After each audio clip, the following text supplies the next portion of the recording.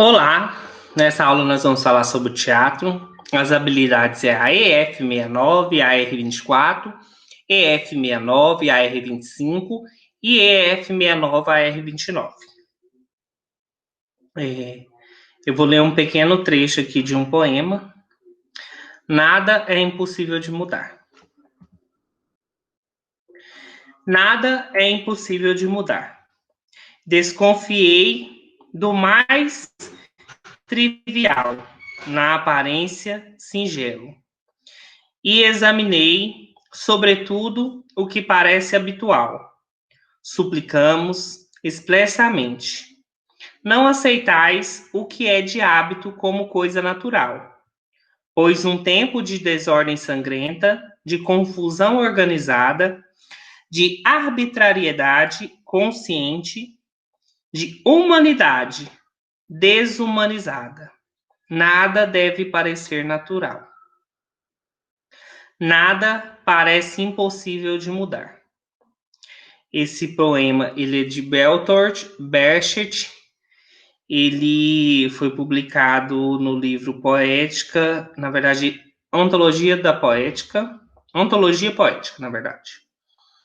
E ele fala sobre que nada é impossível de ser mudado. Tudo é possível de se mudar e que a gente não pode naturalizar os hábitos que de tanto acontecer, né, se tornam comuns. Ou seja, qualquer tipo de problema social, de conflito histórico, qualquer tipo de conflito ou confusão que se torna arbitrário. Seguindo, nós vamos falar sobre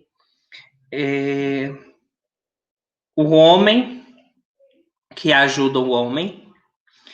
Essas imagens que vocês vão ver a seguir, essa e essa, elas são imagens que mostram cenas do espetáculo Baden-Baden, dirigido por Vicente Concílio, do coletivo Baal, grupo teatral de Florianópolis, de Santa Catarina.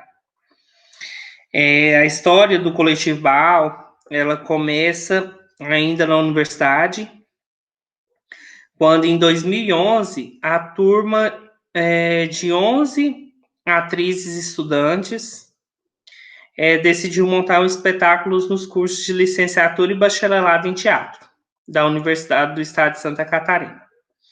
A peça ela ganhou destaque em diversos festivais pelo Brasil e até mesmo fora dele. Ao término do curso, o grupo se manteve de forma profissional. O espetáculo ele foi criado e inspirado em duas peças do dramaturgo alemão Bertolt Brecht. Tenho um pouco de dificuldade com essa pronúncia, mas é isso. Do Baden-Baden, sobre o acordo e o voo sobre o oceano. Esse espetáculo ele conta a história de 3 aviadores que sofreram um acidente aéreo e pedem ajuda a um grupo de cidadãos para se salvarem. Os cidadãos precisam decidir se ajuda ou não os aviadores.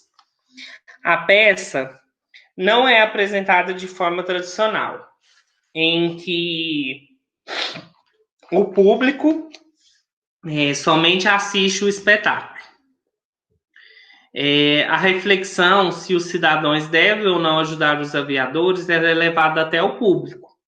Ou seja, o público ele participa nessa peça de teatro, até mesmo numa parte de improvisação, né? E de interação. Ele participa ativamente na decisão e na influência do que vai ser definido pelos atores.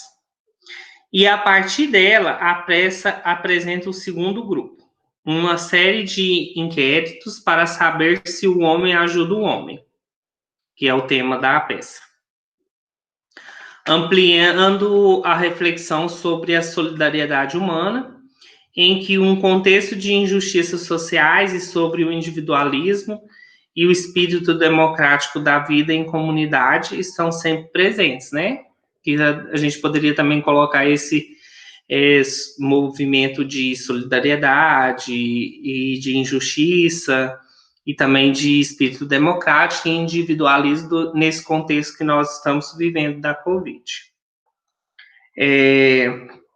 Dessa peça, os textos originais, eles fazem parte de um conjunto de 6 peças do dramaturgo, escritas a partir de 1928, classificadas por eles como peças didáticas, ou seja, que têm um intuito de proporcionar aos participantes uma experiência em que se construa conhecimento sobre algo, sobre determinado assunto. Por isso que ela é chamada de peças didáticas, porque elas querem passar uma determinada informação, elas querem ensinar, elas querem contextualizar algum movimento, algum momento, alguma questão social e fazer pensar-se sobre isso, que é o que nós falamos sempre em sala de aula, né?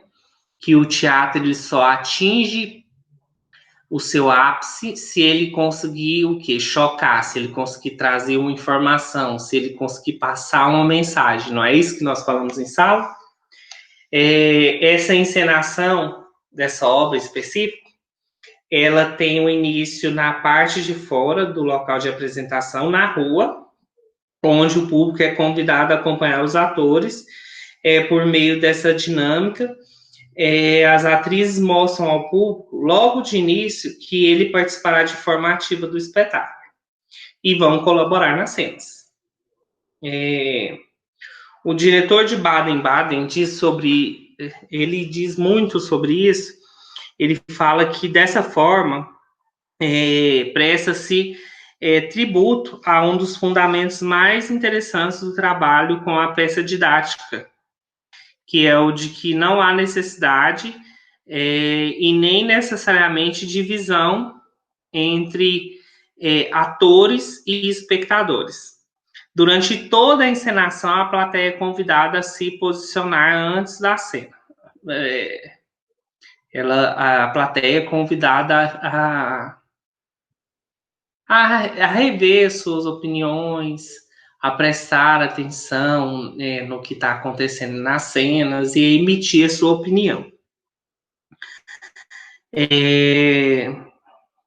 Essa cena ela é construída de uma forma que a totalidade do espaço ou do espetáculo onde está sendo encenada a peça, né, seja integrado nessa encenação, ou seja, o espaço lá onde está alocada a encenação, ele também participa ativamente da peça. Os atores desse espetáculo, eles conversam com o público, pedem a participação e também interagem de forma que diz que estão quebrando a quarta parede.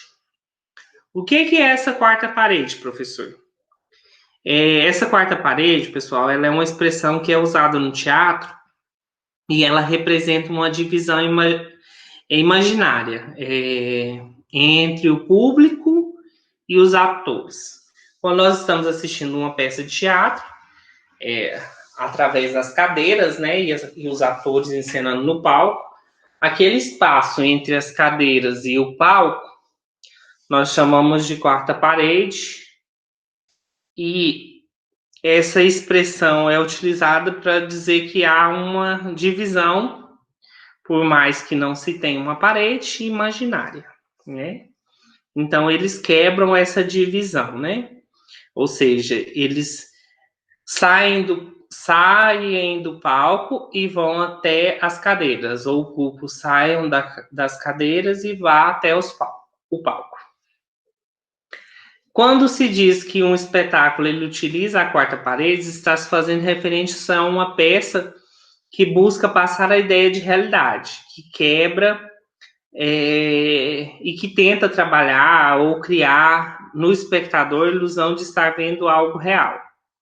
Por esse motivo, nesse tipo de peça, os atores nunca dialogam com o público, nem mantêm contato direto com ele. A interação com o público é uma das bases da forma de teatro é desenvolvida por Berchert.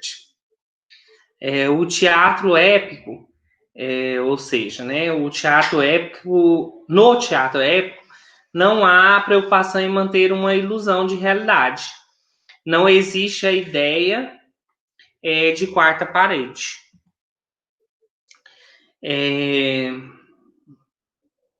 E também não há uma preocupação em manter essa ilusão de realidade. Não existe a ideia de quarta parede. As cenas são desenvolvidas com a interação entre os autores e o público. Os atores, eles podem, por exemplo, mudar de figurino, de adereço, ou comentar a história em frente ao público.